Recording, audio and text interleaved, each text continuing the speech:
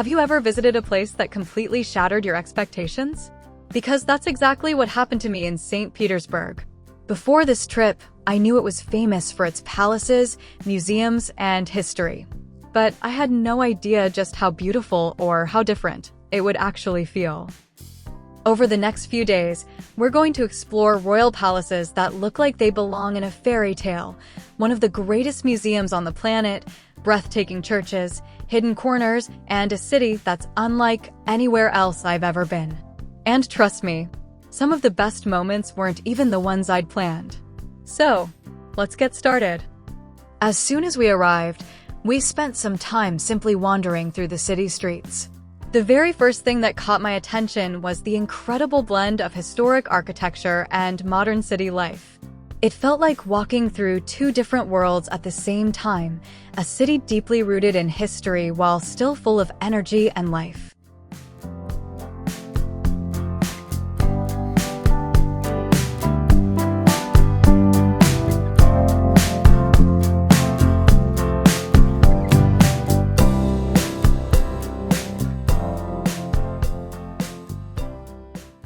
The building you're looking at is where several government offices of St. Petersburg are located.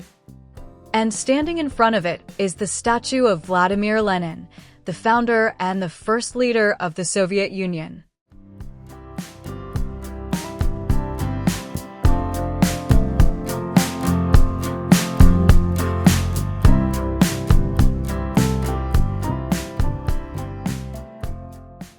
As the evening got closer, it was finally time for something I'd been excited about for weeks, watching Swan Lake. I'd seen clips of it before, probably like most people, in movies, on YouTube, and on TV. But seeing the performance in person, here in St. Petersburg, was a completely different experience. I'll let you enjoy a few moments from this beautiful performance.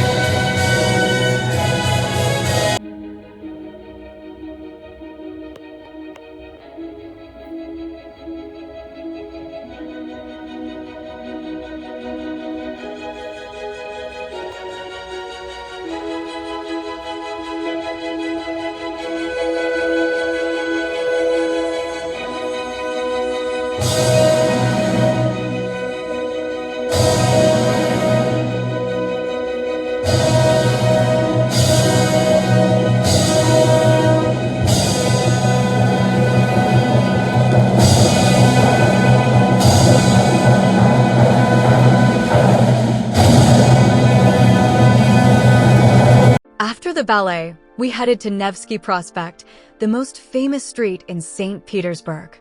The atmosphere here is simply incredible. The street is packed with shops, cafes, restaurants, and people from all over the world. If you ever visit St. Petersburg, this is definitely a place you shouldn't miss. Walking here at night was a completely different experience.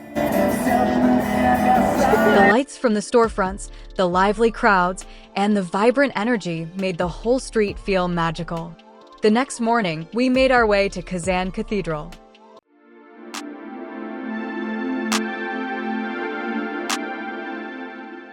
Right across from the cathedral stands a truly beautiful building. It originally belonged to the famous Singer sewing machine company, and today it's home to the city's largest and most famous bookstore. Inside Kazan Cathedral, you'll find the tomb of Field Marshal Mikhail Kutuzov, the commander-in-chief of the Russian army who played a decisive role in Russia's victory over Napoleon. The interior of the cathedral is enormous, majestic, and incredibly impressive.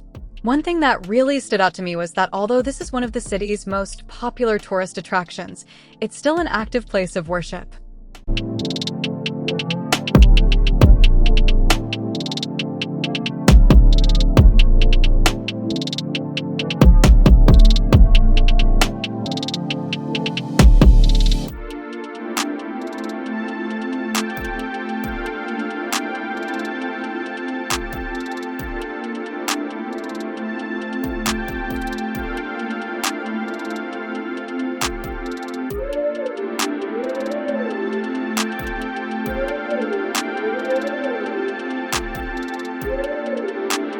Local people continue to come here to pray, giving the cathedral a peaceful and authentic atmosphere that you don't always find in famous landmarks.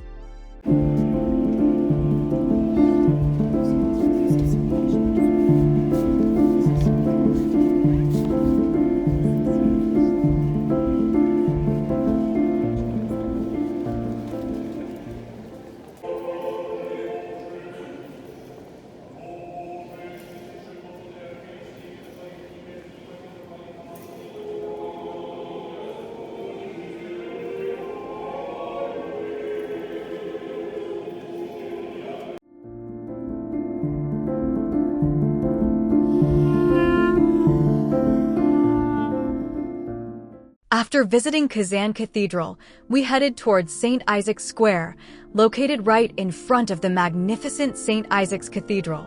In the center of the square, you'll see the impressive equestrian statue of Emperor Nicholas I. And here it is, St. Isaac's Cathedral itself, one of the most recognizable landmarks in all of St. Petersburg. One detail that really caught my eye was the cathedral's enormous bronze doors. They're covered with beautifully crafted reliefs of saints holding different religious symbols, and the level of detail is absolutely incredible. This is the beautiful Neva River, flowing right through the heart of St. Petersburg. The grand building you can see along the riverbank is the famous Hermitage Museum.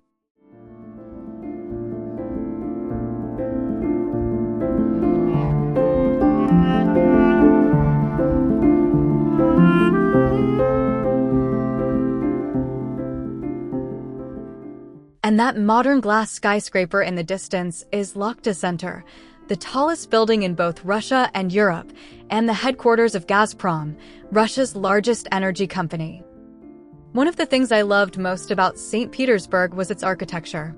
Nearly every street is lined with elegant historic buildings, making the entire city feel like an open-air museum.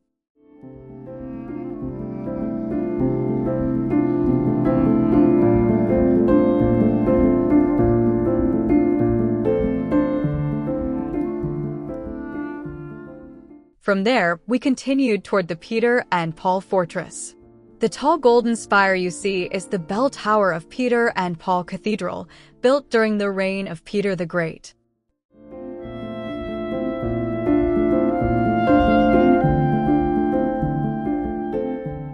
These are some local school children who came here on a field trip to explore the fortress.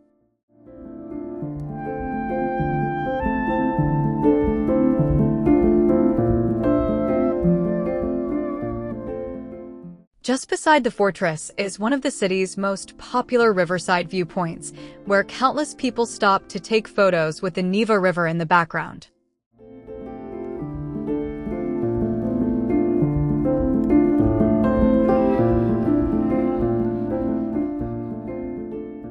And this is the statue of Peter the Great, standing proudly inside the fortress grounds.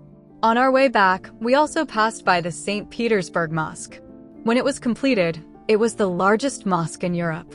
Inspired by the Gur Amir Mausoleum in Samarkand, it was built to serve Russia's Muslim community. After a long day of exploring, we returned to our hotel to get some rest. The next morning, we were finally about to visit one of the most famous attractions in St. Petersburg, a place that could easily be the main reason to travel here: the State Hermitage Museum. The Hermitage is the second largest art museum in the world after the Louvre in Paris, and when it comes to the number of artworks it houses, it's considered the largest art collection on Earth. The museum complex spans 6 historic buildings, with the magnificent Winter Palace being its most famous. Just outside the museum is Palace Square, one of the most iconic squares in Russia. Before heading inside, we took one last look at the stunning exterior of the Hermitage. As soon as we entered, the very first thing we saw was something completely unexpected: a remarkably well-preserved human mummy dating back around 2,500 years, discovered in Siberia. Right next to it was another extraordinary treasure: the oldest known knotted carpet in the world. It was found in the same region as the mummy and survived for centuries because the burial site remained naturally frozen beneath the ice. As we continued exploring, we came across this elegant portrait of a Russian noblewoman. But for me, one of the most fascinating parts of the Hermitage wasn't even the artwork, it was the museum itself. The magnificent halls, glittering with gold, luxurious furniture, and lavish decorations, offered a glimpse into the extraordinary lifestyle of Russia's imperial court.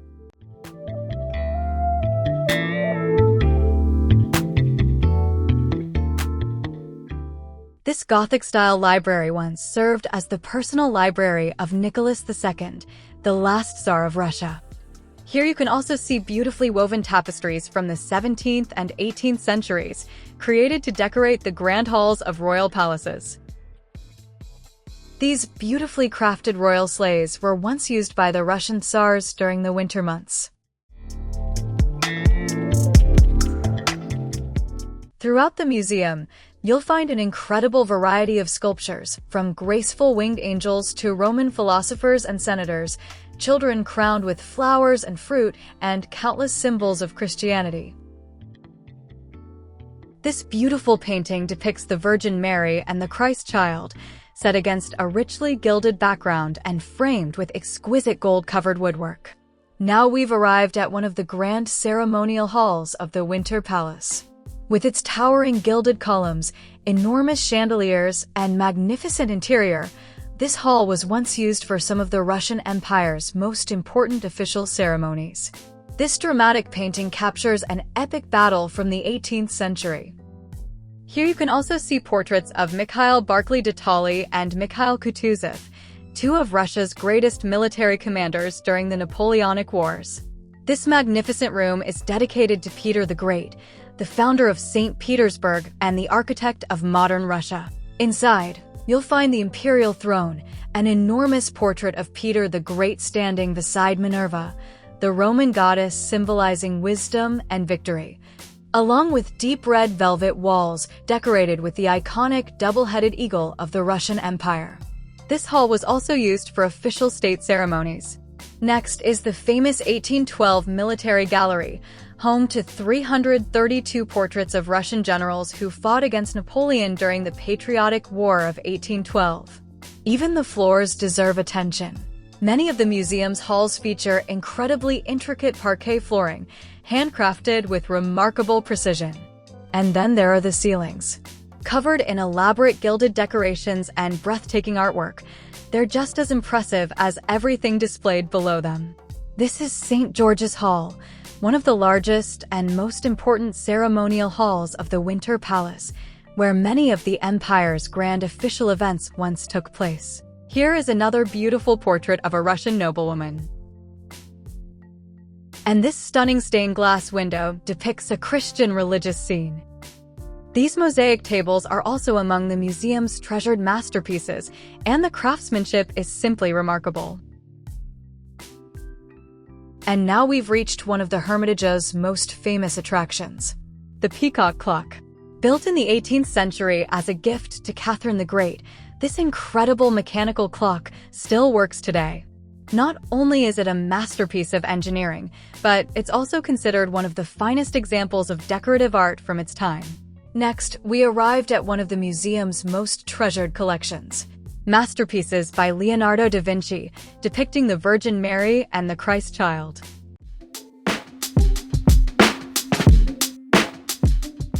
This beautiful painting portrays Mary Magdalene in repentance, one of the museum's remarkable religious artworks.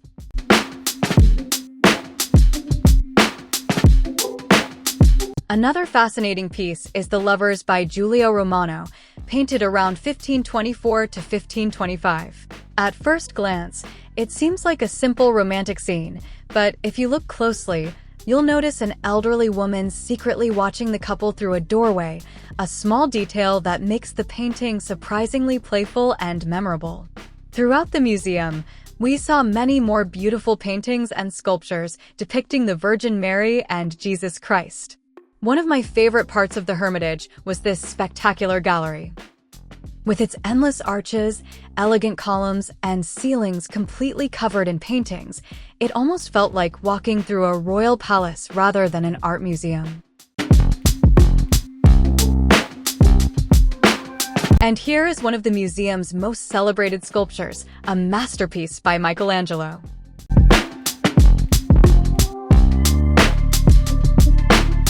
No matter where you turned, there was always another incredible work of art waiting to be discovered. These are just a few of the many fascinating paintings we came across during our visit. We also found this beautifully decorated ancient Egyptian sarcophagus, another reminder of just how diverse the Hermitage's collection really is. After spending several hours exploring the museum, we finally made our way outside. Later that afternoon, we headed to the town of Pushkin, located just outside Saint Petersburg. This is where you'll find one of Russia's most magnificent royal residences, Catherine Palace. Without a doubt, it was one of the most beautiful palaces we visited during this entire trip. Originally built in the early 18th century for Catherine I, the wife of Peter the Great, the palace was later transformed into the magnificent masterpiece we see today during the reign of Empress Elizabeth. This was one of those places where I genuinely wished I had more time. Every room looked completely different from the last, and each one had its own unique atmosphere and design. This elegant corridor inside the palace is home to the famous sculpture of a young child that many visitors stop to admire. Along the walls, you'll also notice beautifully decorated antique clocks that add even more charm to the space. And now we've reached the Great Hall, also known as the Hall of Light. It's the largest and most magnificent room in the entire palace. Thanks to the enormous windows on both sides and the massive mirrors lining the walls, natural light fills every corner of the hall, making the gold decorations shine even brighter. This hall once hosted royal celebrations, grand receptions, and important ceremonies for the imperial court. Standing here, it's easy to imagine just how extravagant life must have been during the height of the Russian Empire. Just beside the Great Hall are several beautifully decorated reception rooms, each one filled with its own unique colors, artwork, and elegant furnishings.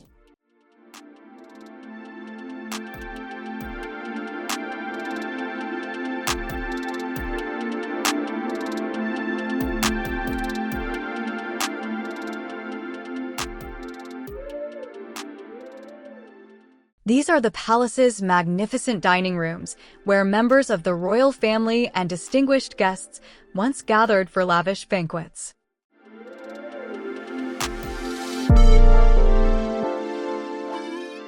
One detail you'll notice throughout Catherine Palace is the impressive multi-tiered ceramic stoves.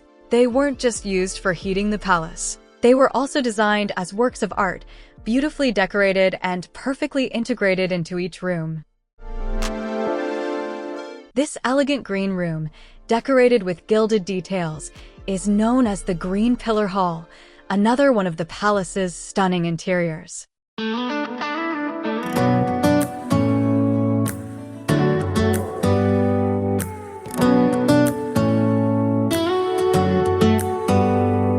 Do you hear that? My sanity about to break while everyone... Here you'll also find portraits of noblewomen from the Russian imperial court. And now we've reached the most famous room in the entire palace, the legendary Amber Room. Decorated with breathtaking amber panels, gold leaf, and exquisite mirrors, it's often called the eighth wonder of the world because of its extraordinary beauty and remarkable history.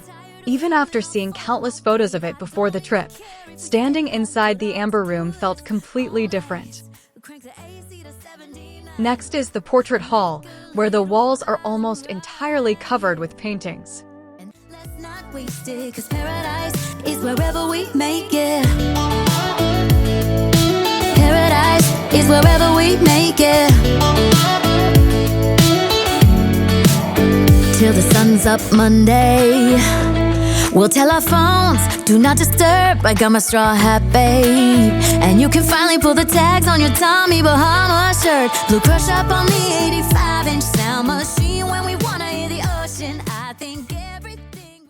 Beyond that, we continued through several more beautifully decorated rooms, each filled with portraits of Russian nobility, elegant furniture, and intricate architectural details that reflected the incredible luxury of imperial life.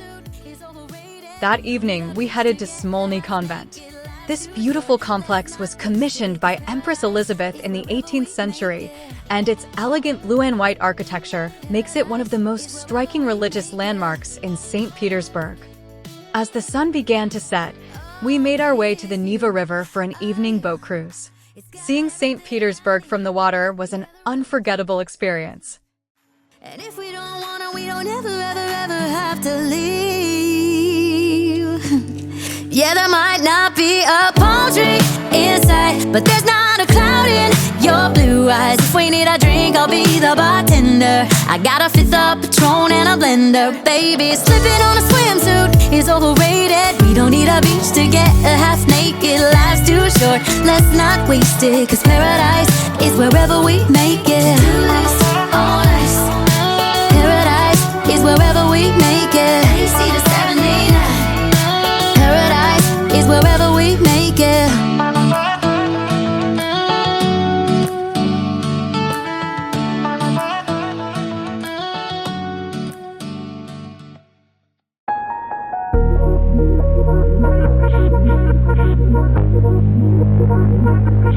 Hate it when my doubts and my fears swell up like the ocean.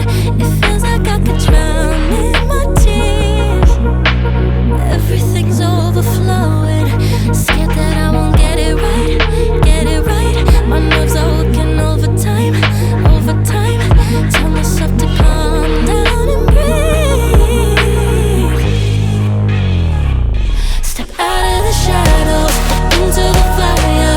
Don't be afraid to go out on a wire. Live in the moment, turn it up louder. This is what you're made for. You just gotta be fearless.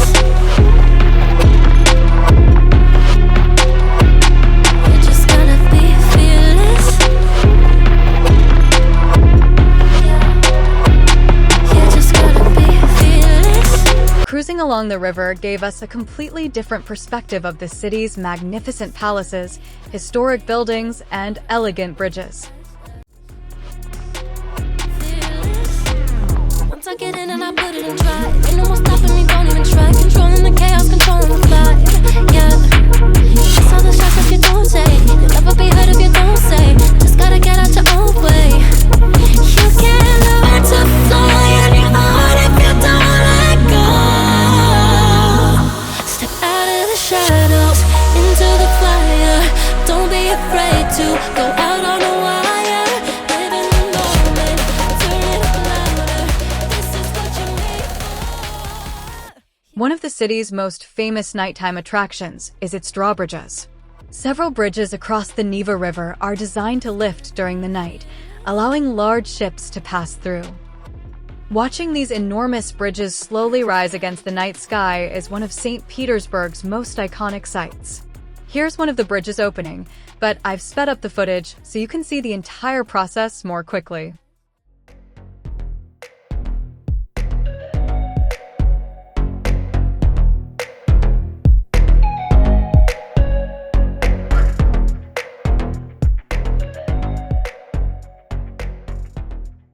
The next morning, our first stop was the Church of the Savior on Spilled Blood. This is one of St. Petersburg's most recognizable landmarks. It was built on the exact spot where Tsar Alexander II was assassinated in 1881. With its colorful onion domes and more than 7,000 square meters of intricate mosaics, it's widely considered one of the greatest masterpieces of Russian architecture. Unfortunately, we didn't have the chance to go inside, but from what I've seen, the interior is every bit as breathtaking as the exterior. After that, we visited the beautiful summer garden. The garden is peaceful and filled with elegant marble statues that were commissioned during the reign of Peter the Great. Beside the garden, you'll also find a picturesque pond and a quiet canal, creating a calm and relaxing atmosphere that's perfect for a leisurely walk. Our next destination was Peterhof. Located a little outside St. Petersburg, the drive itself was filled with beautiful scenery.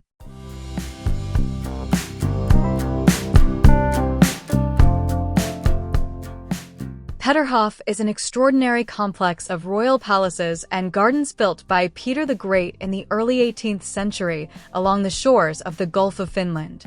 His vision was to create a Russian answer to the Palace of Versailles in France, and the result is absolutely spectacular.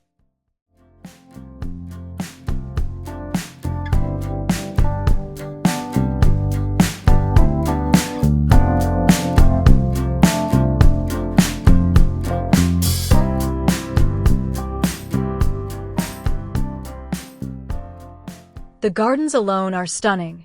Every path is surrounded by fountains, sculptures, flowers, and perfectly maintained landscapes.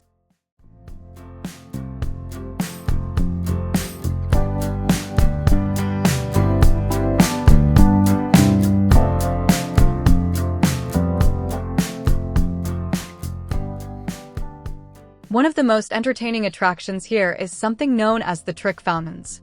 If you happen to walk across certain stones or follow a particular path, hidden fountains suddenly spray water from the ground, catching unsuspecting visitors completely by surprise. It's almost like an interactive game. You never quite know where the next splash of water is coming from. This playful idea dates all the way back to the time of Peter the Great himself, who apparently loved surprising guests with these unexpected fountains. Besides being incredibly fun, the gardens are also one of the most photogenic places we visited during the entire trip. And this is the beautiful Gulf of Finland.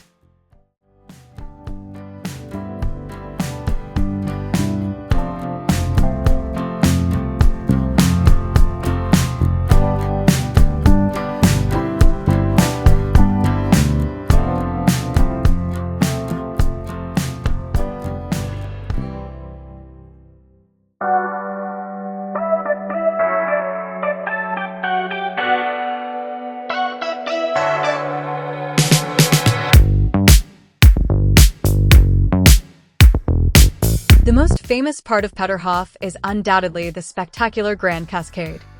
Its magnificent golden fountains flow entirely by gravity, without the use of any pumps, a remarkable engineering achievement that's still functioning centuries later. Standing here, surrounded by the sound of flowing water and the golden sculptures reflecting the sunlight, it was easy to understand why Peterhof is considered one of the most beautiful royal estates in the world. Without a doubt, this was one of the absolute highlights of our entire journey.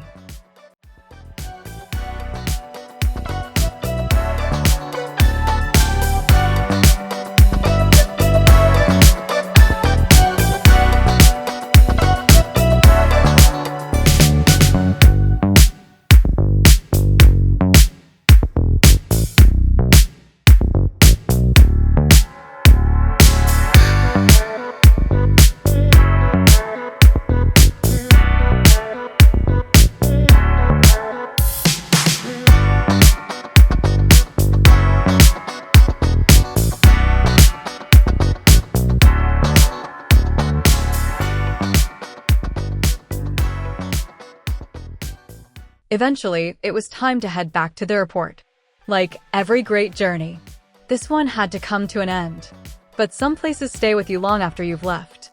Not because of the photographs you took, or the souvenirs you brought home, but because of the memories they created. For me, St. Petersburg will always be one of those places.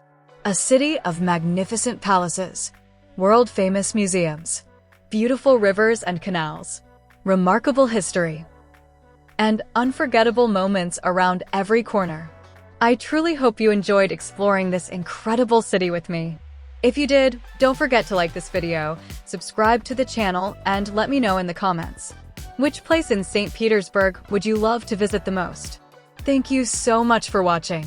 And until our next adventure, take care and I'll see you in the next video.